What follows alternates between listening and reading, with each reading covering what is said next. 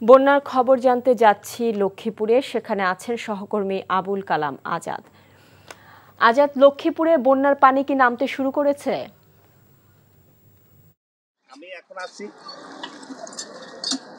এখন আমি আছি লক্ষ্মীপুর সদর উপজেলার ভাঙ্গাখাল উচ্চ বিদ্যালয় আশ্রম কেন্দ্রের সামনে। এখানে গত 5 দিনে মাত্র 5 ইঞ্চি পানি কমেছে বলে স্থানীয়রা আমাদেরকে জানিয়েছেন।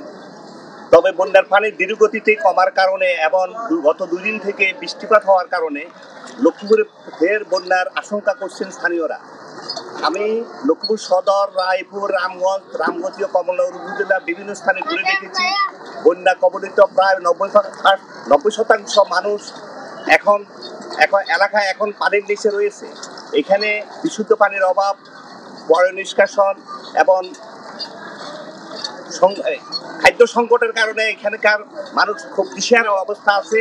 বন্যা কবলিত এলাকা মানুষ এখন দিশেহারা হয়ে পড়েছেন। লক্ষ্মীপুর পানি উন্নয়ন বোর্ডের নির্বাহী প্রকৌশলী আমাদেরকে জানিয়েছেন গত 5 দিনে মাত্র 25 সেন্টিমিটার পানি উচ্চতা কমেছে সুইচ গেট এলাকা দিয়ে। এখন যে বন্যার পানি নেমেছে সেগুলো অত ধীরগতিতে নামছে। লক্ষ্মীপুর সদর এলাকায় সবচেয়ে বেশি ভয়াবহ এবং রামগঞ্জ ও কমলনগরে ভয়াবহ অবস্থা বিরাজ করছে। এখানকার এখন সবচেয়ে বেশি ক্ষতিগ্রস্ত হয়েছে লক্ষ্মীপুরে কৃষি এবং কৃষি খাতে এবং মৎস্য খাতে। এখানকার কৃষি খাত এবং মৎস্য খাতে কৃষকেরা এখন খুব দিশেহারা হয়ে পড়েছেন, মৎস্যবিরা দিশেহারা হয়ে পড়েছেন। তারা কিভাবে সামনে বেঁচে থাকবেন। লক্ষ্মীপুর এই ছিল আমার কাছে বন্যা পরিস্থিতির সর্বশেষ আপডেট। শাওন।